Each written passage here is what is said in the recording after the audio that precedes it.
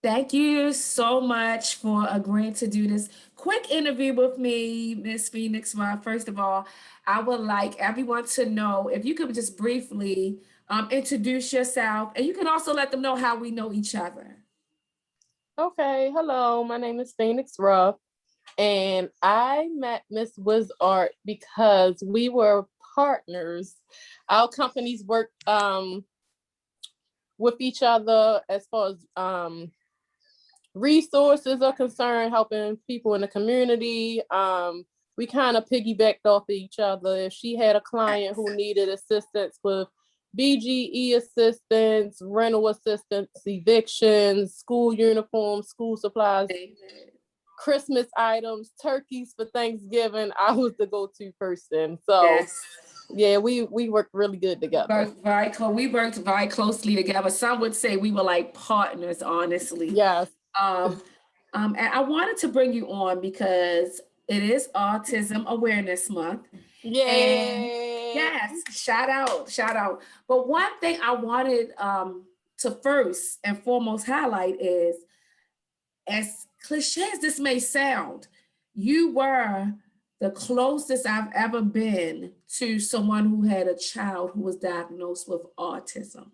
Mm-hmm. And I learned so much from you and from being around Kinsley that it was an education within itself for me because Mm-hmm. knowledge and information I had prior to that, although I was in a mental health field and the human services field, it was, I want to say that it wasn't a lot of information out on autism. Mm-hmm. So I don't think people just come and say, hey, my son, my daughter is autistic. Shout out. Right. You did though.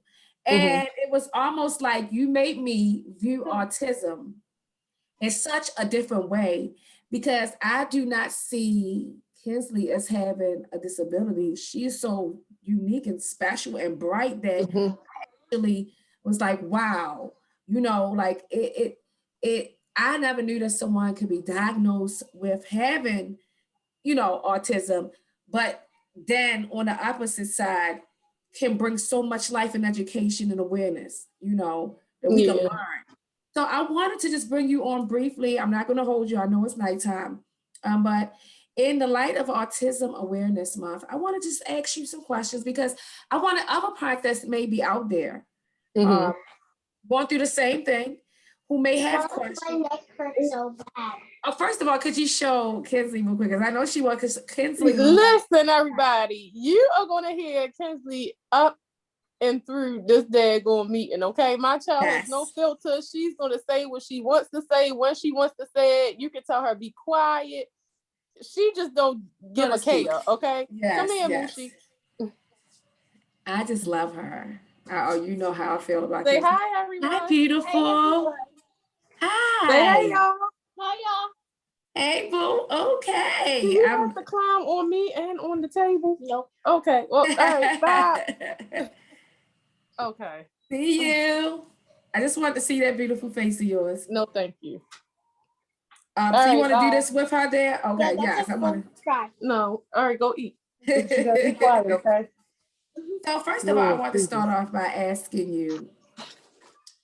I'm going to ask you to define autism, but before you define autism, I want to know what prior to your daughter being diagnosed with autism, Okay.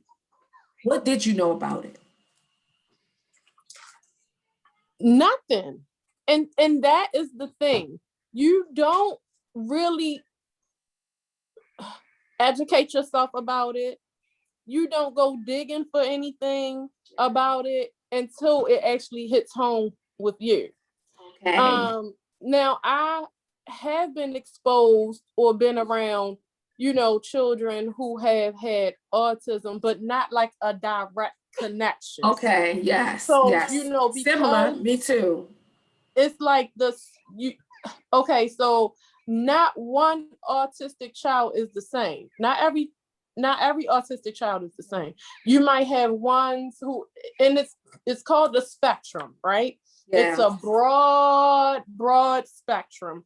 where there's the low end of the spectrum and there's the high end of the You spectrum. told me about that. Hensley is more so on the high end of the spectrum. So for me, I feel like that she would be more so on the lines of Asperger's, right? Okay. Which is one of the highest functioning parts of autism, right? So Meaning before you dig deeper, then could you define autism?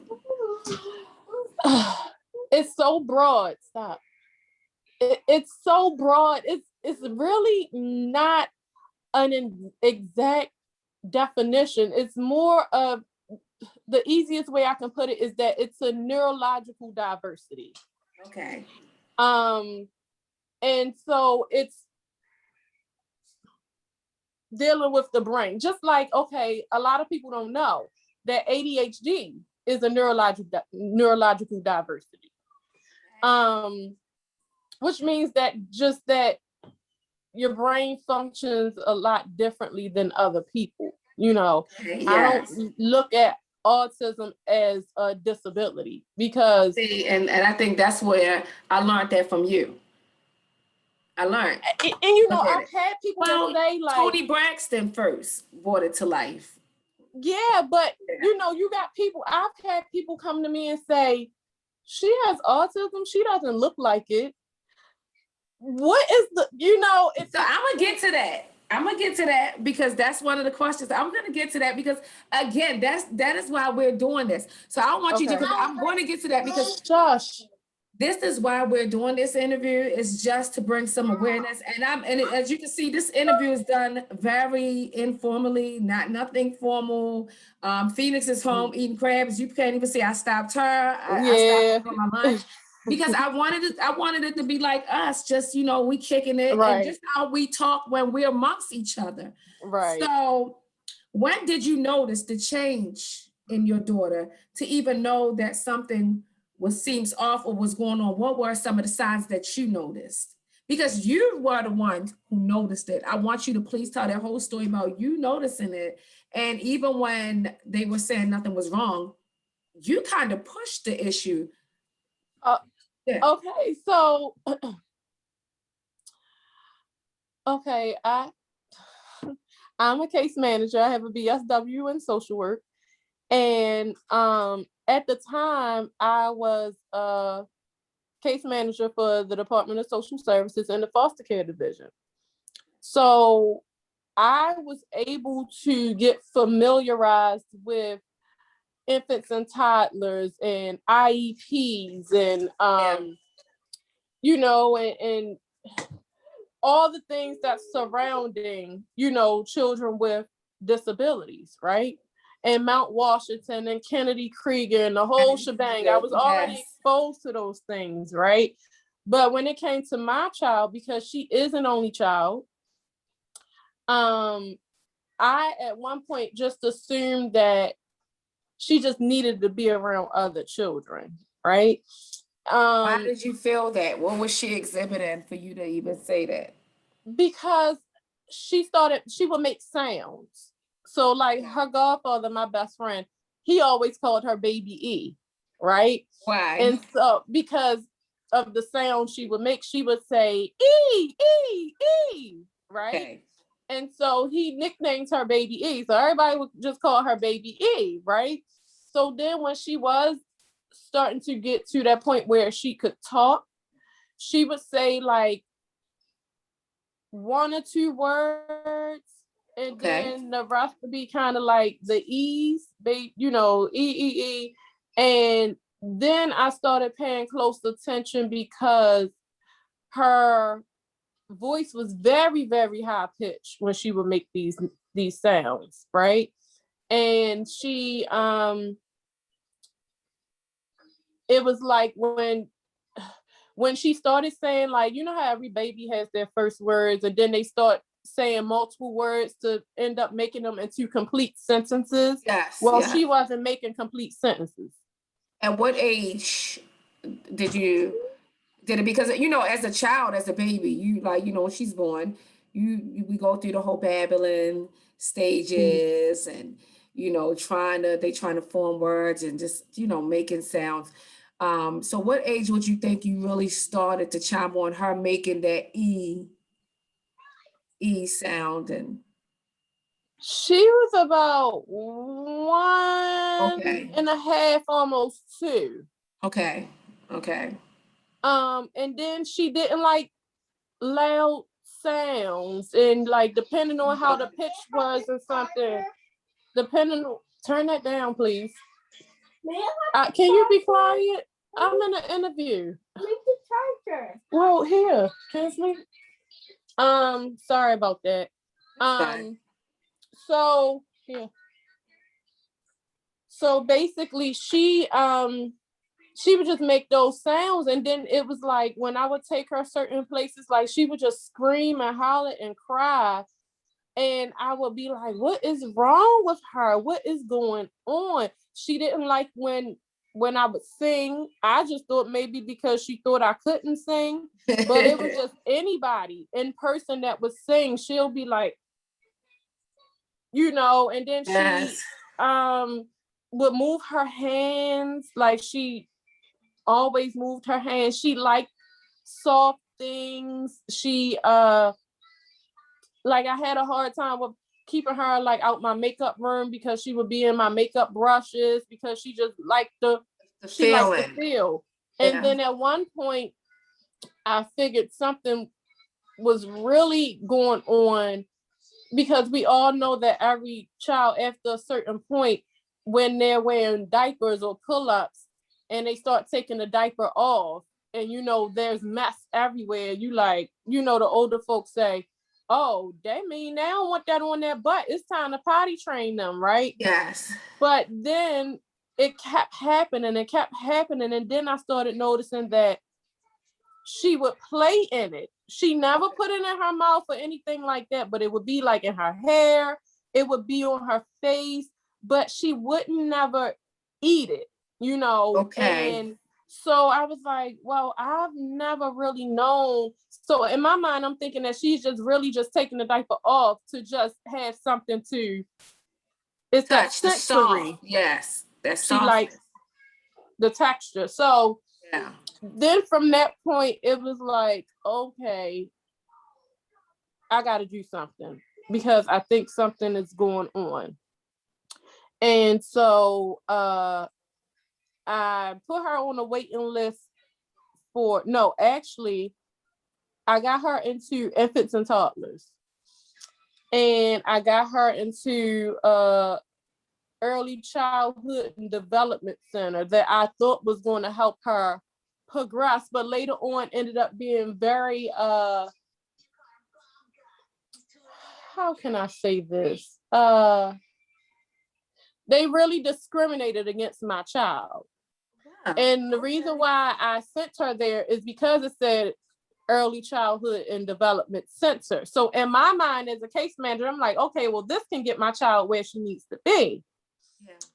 No, she could no longer go there. It was a big mess. But needless to say, I had infants and toddlers coming out. She was receiving speech therapy, educational therapy, and occupational therapy. Awesome. And I love that program. Had another speech therapist that was through the daycare or the learning center to work with her too, because I thought maybe she might have had a tad bit of memory loss or something because she wasn't forming all of the words to make a sentence.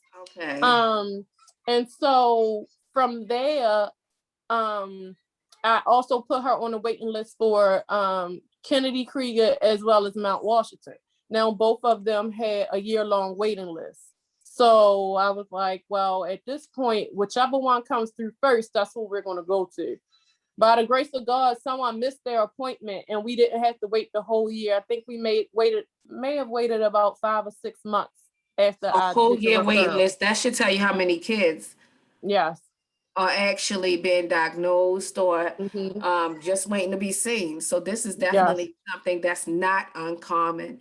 And just to go back over to for anyone that's watching this, I just wanted to, because that's what I was looking up, a definition of autism. And I want you to tell me, does this hit closely to something that how you would define it?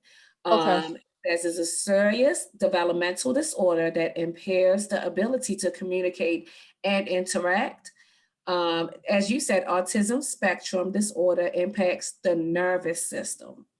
And it went on to say that the range and severity of symptoms can vary widely. As you said, common symptoms include difficulty with communication, difficulty with social interactions, obsessive interest, and repetitive behavior. So you basically just said and Sum that up. that's what you did. So I want you to know that even though you said, well, you defined exactly what it was, but what you did was put it in the point of view from what you witnessed with your daughter, which is spot on, and I want to point that out because that was great that you weren't a clinician or a doctor, but you were able to see things that didn't look so right to you and you were spot on. So I want to ask you,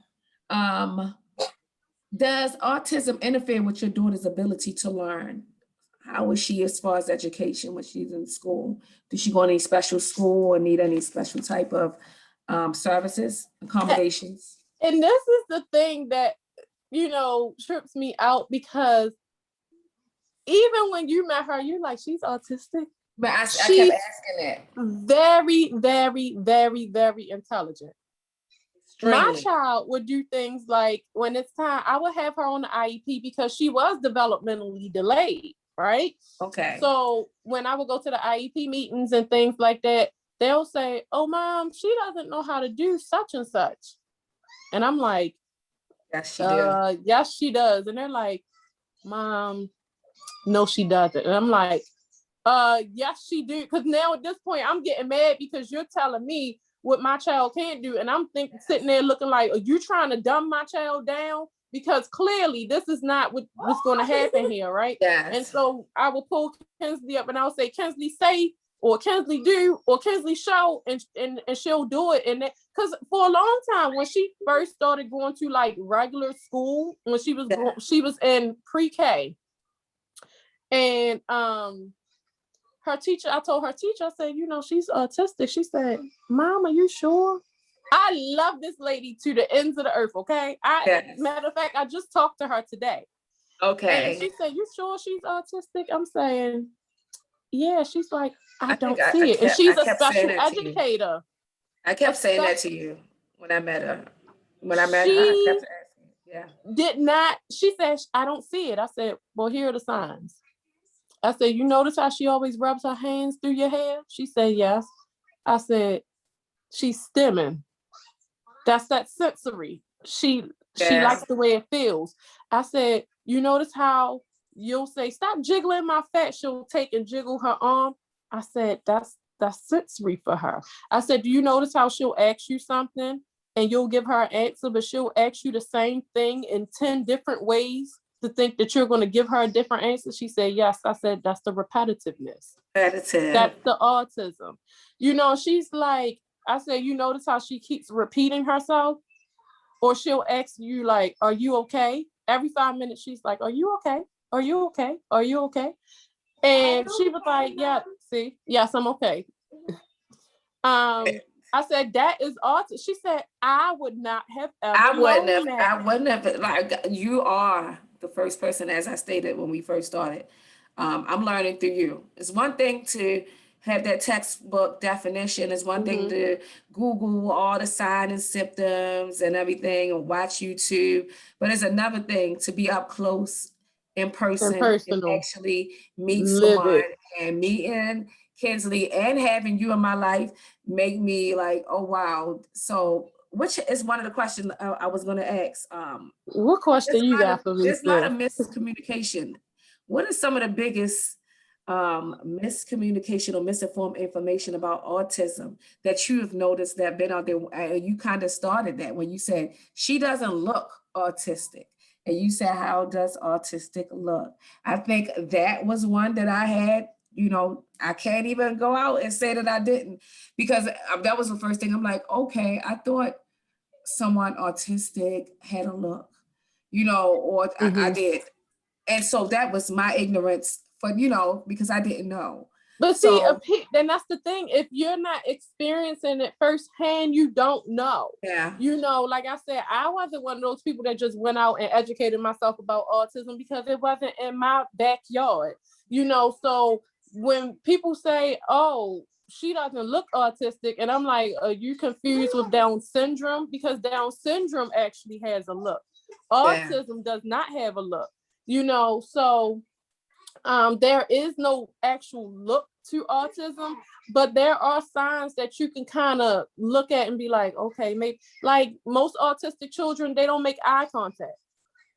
Okay. You notice how sometimes when I take pictures of Kinsley and I post them, she's not looking directly at the camera. Yeah, I do notice that. I have She's noticed that on the looking in that area, but she's not exactly looking in the camera. Okay. I can hold a conversation with her right now. She's not even looking at me. Before my child could talk, she was into technology. My child she has known how, at the age of 8 months, my child was able to connect the phone to the TV. Wow. And whatever she was watching on YouTube, it showed up on the TV. And I asked her, how did she do that? And she just looked at me like, and she did it multiple times. So like technology. Well, her strength came in but her technology was something that was a strong point for her. Like she was able to pick up other skills. She watched TV from the day she came out the womb. She watched TV. It was not, if you would stand in front of the TV and she's watching it, she's like this. Watching TV was, because I know even now they say, you know, you should give your child less TV.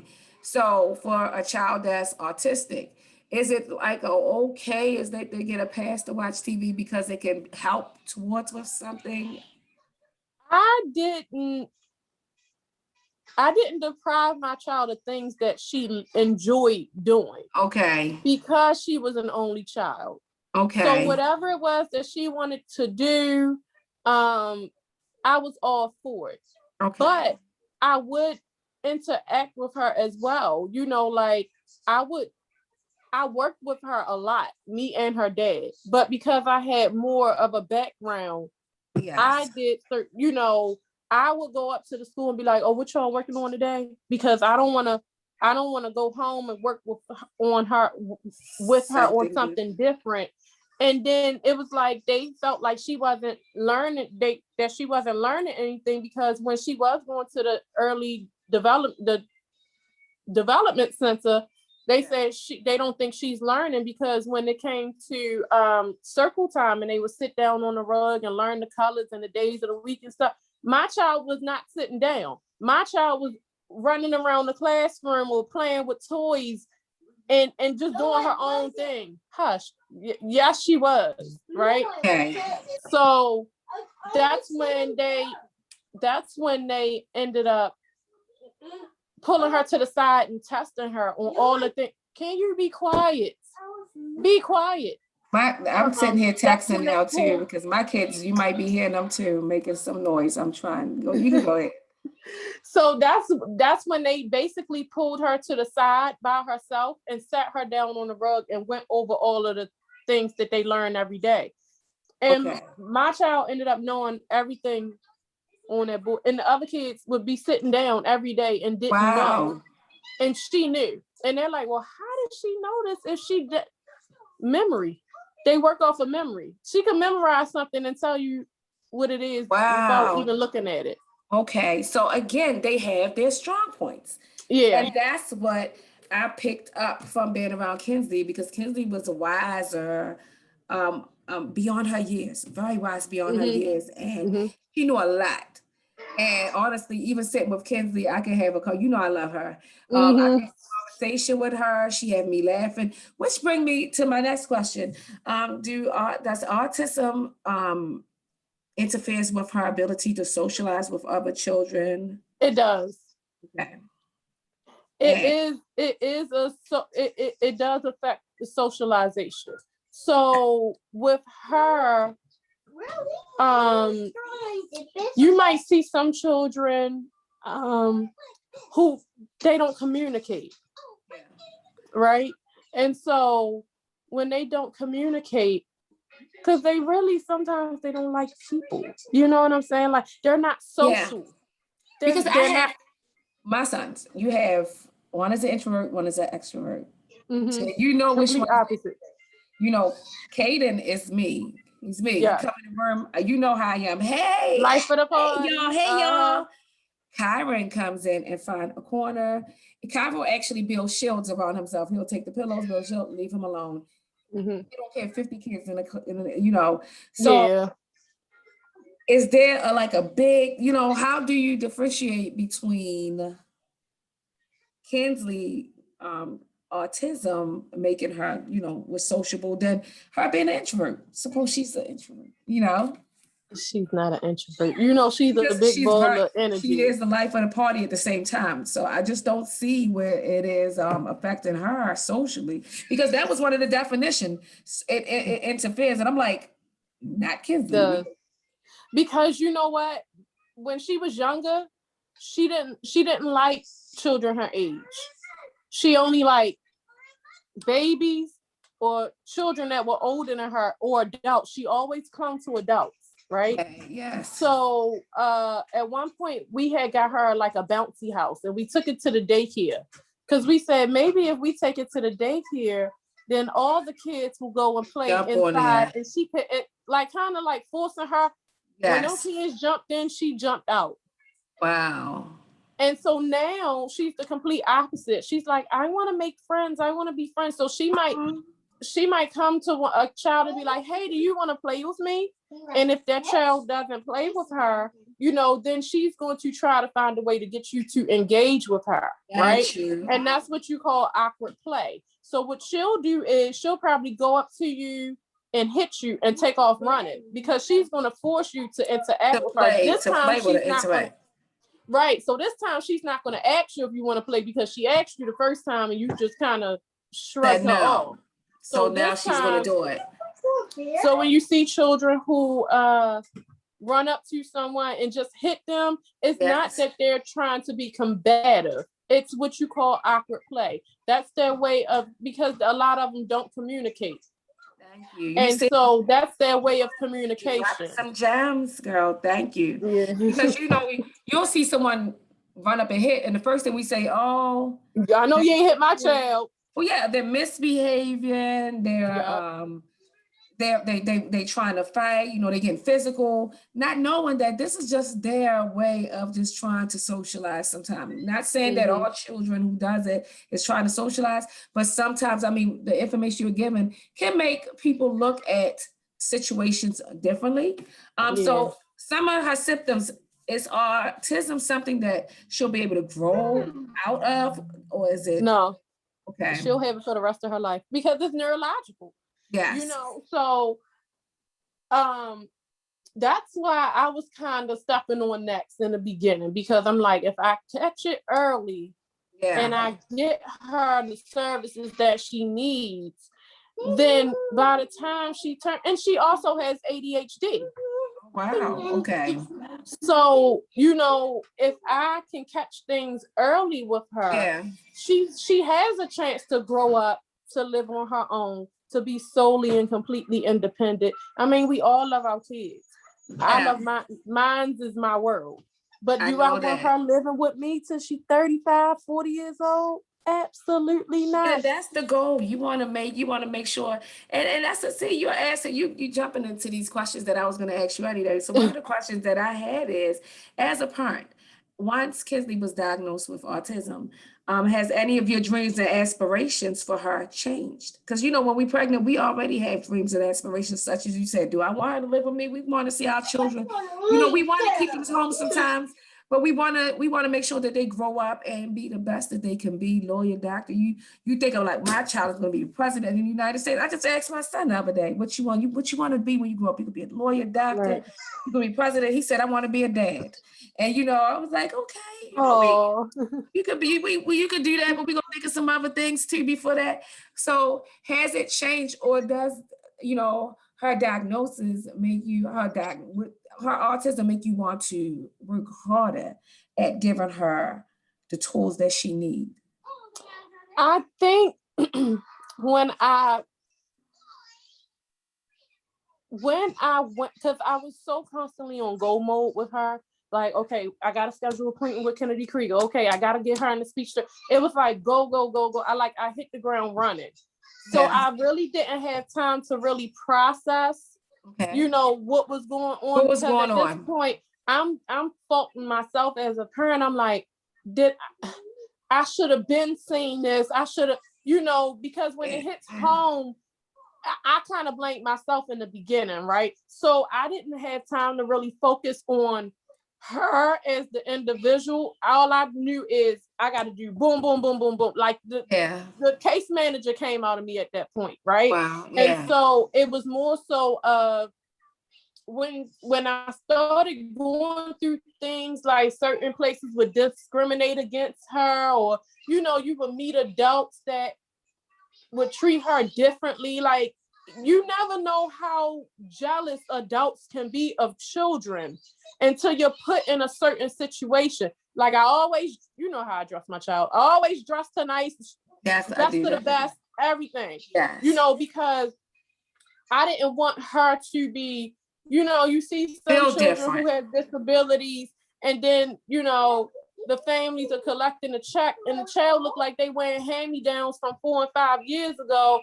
So not only is your child getting teased for being different, they're getting teased for looking different, you know? And so I would get people to say, I like the fact that you treat her like a regular child. And I'm like, well, what other way? What else? I don't know what other way to treat.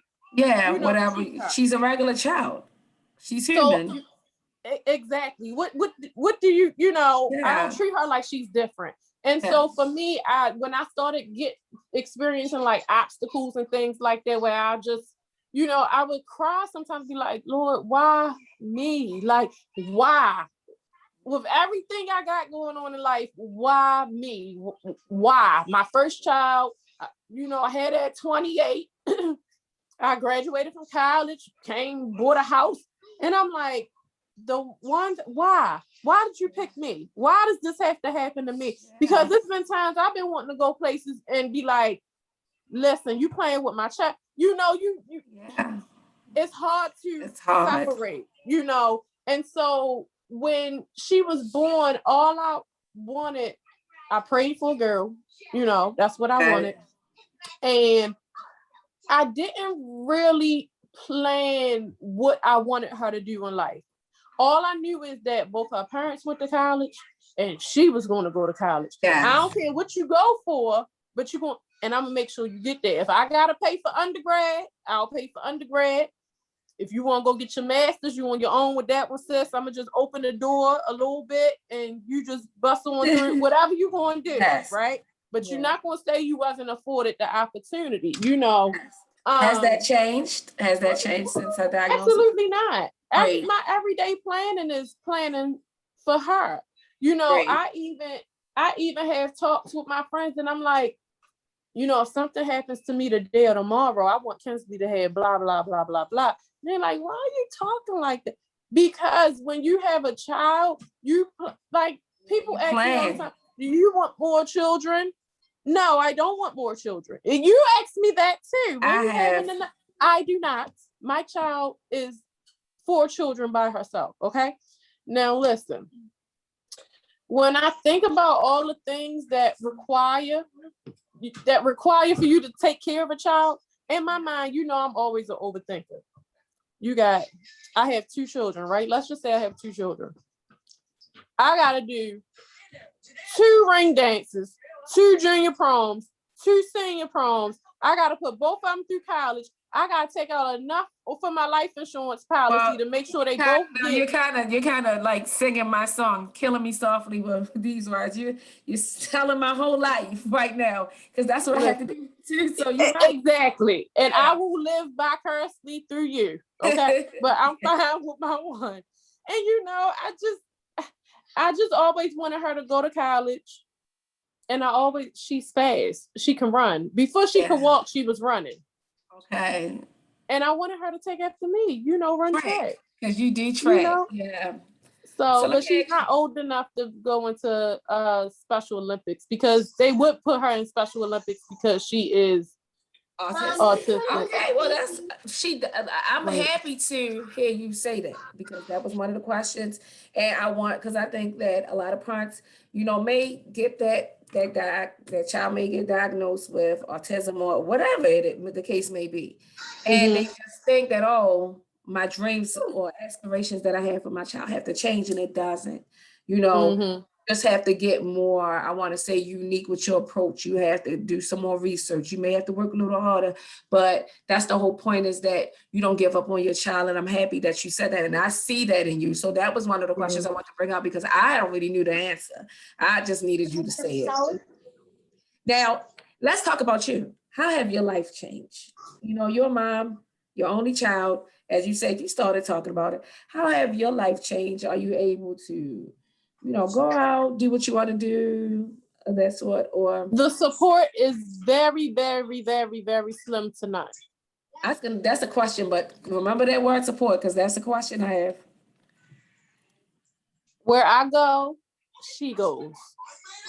If she can't go, I ain't going. I've had the doctors at Kennedy Krieger suggest respite care. What is that? Okay, so respite care is, say for instance, you are a foster parent, right? And you and your family are going out of town for I heard a about that, weekend yeah. or something, right? They have a select group of people, a wide range of people who are licensed that basically will take the child While you go on while you're vacation. on vacation. Yeah, And I they heard about are, that. they are trained and licensed and things like that. And they have their background checks and stuff like that done. But me as a mom, I just could not see me Yeah. allowing my child to go with a complete stranger, Yeah. because my child is very friendly. Now she's very Yeah. friendly, and thank you for the resource, but no thank you. And I just told her doctor this last week. I said, Miss Annie could be licensed and have a full, complete background check, and she could be squeaky clean. Yeah. But do we know if she got her brother Billy living in the basement that only come out when ain't nobody there? What he got going on? She could say he don't live there, but he probably do, but you We see won't that know. so much. We see that so much. Yeah, I We can't. see that so much. So that, which brings me, as I stated, how important is support from family and from the community as it relates to you having a child that's autistic? How important? Maybe a family member is sitting out here watching this video and their child is not autistic, but their sister child is. And maybe now with whatever you say can maybe shed some light on what their sister may be going through. How important is support? It's very, very, very, very, very important. It's like you love your child, but mentally you just want to take a break. It's ongoing, it's nonstop, Understandable. and it's like you want to go places sometimes where your child is not able to go. Or sometimes you just want to have that time to just woosah and decompress, but you can't because, you got to take your kid with you, or you can't take it, can't take them at all. It's like, it's no support, and it's like you get people that are offer sometimes and things like that, and you don't always utilize, you know, I think sometimes it's like you feel guilty for wanting to take a break.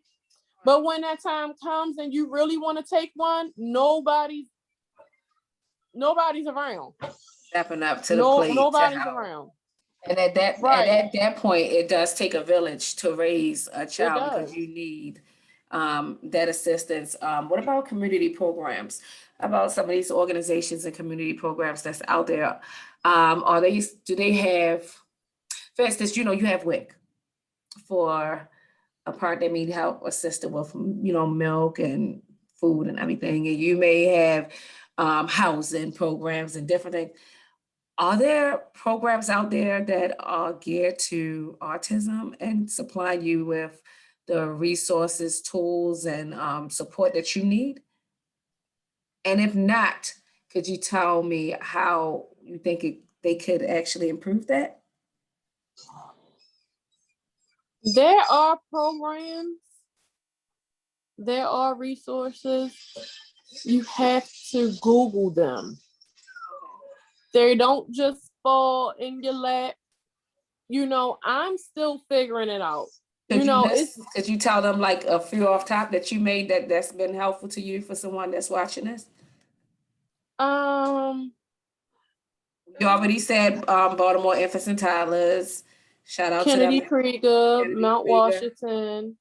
Yeah, you said some. Shout out to those programs, yes, because I work with them too. Yeah. I work with them too.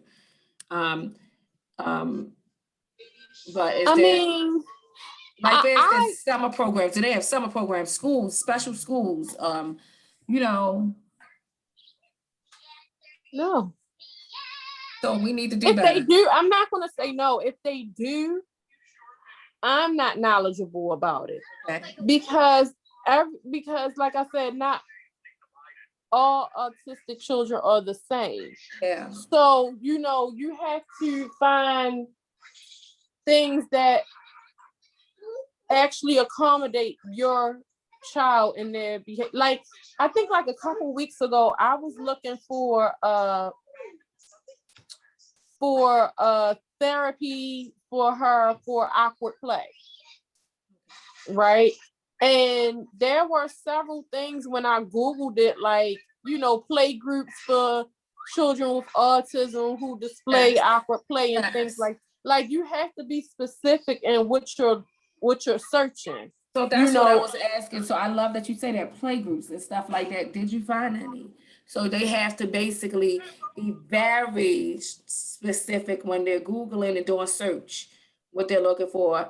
Any social media platforms and stuff like that, groups. There are support groups on like social media. I think I'm in a couple. Because being a parent of a child with autism, you have to work and be, mom. It's like you don't get a break. Yeah. So I have yet to actually, I've been on there a couple of times, but not as often as maybe I should, but there are some support groups on Facebook that I have come across. I can't tell you the names right off the bat because I think you have to be like invited into the group. And yeah, I mean, if anyone watching, then you do know that you can go on Facebook or I don't know if and you can, like she said, be specific in your search, and you can find these groups. In closing out our interview, I wanted to ask you one last question. What is the best thing about Kinsley that the world doesn't see or anyone doesn't see? What does you want them to know? That laughter is just uplifting. I love how I feel about Kinsley. Yeah.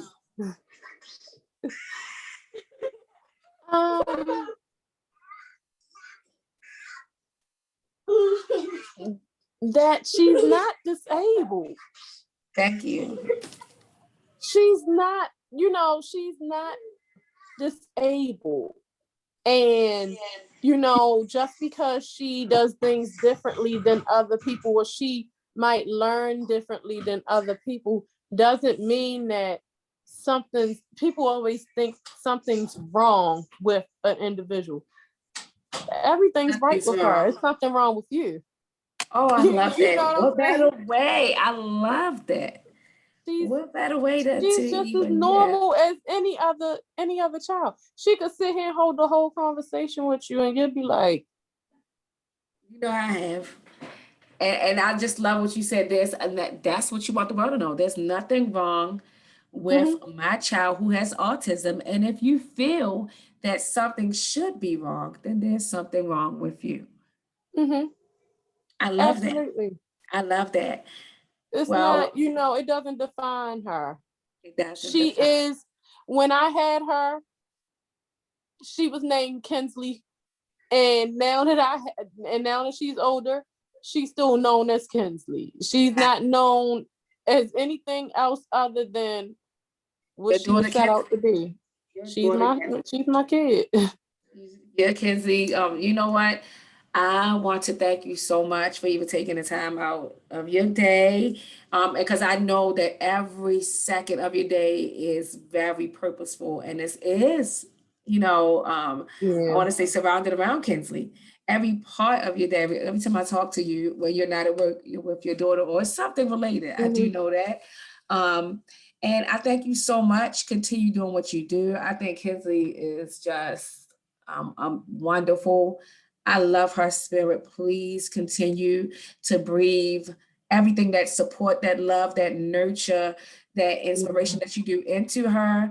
And you are very inspiring. And I hope someone who's watching this knows, learn from this video and can, gain some knowledge or some tools of how they can interact with people. In closing out, my name is Dr. Wizzart. I'm the Family Service Coordinator of the Judy Center at Arlington, but I also have my own practice, which is Write for Myself. It's an expressive writing facilitation course. I can't wait to get to writing with Kinsley. I'm just waiting because I know girl, you had some books. I know that. If you would like to contact me, I'm on Facebook, Keisha Star, KeishaStarr. You can email me, bookkeishastar@gmail.com.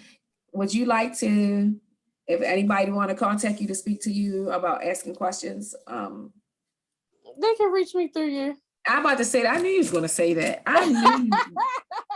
But listen, in closing, I do want to say that,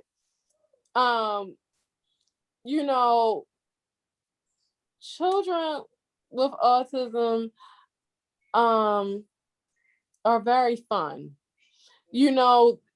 They keep you going, and it doesn't stay the same forever. The more you go through life, the easier it gets. The older they get, the easier it gets. And you can correct inappropriate behaviors. It's everything with children with autism is very calculated.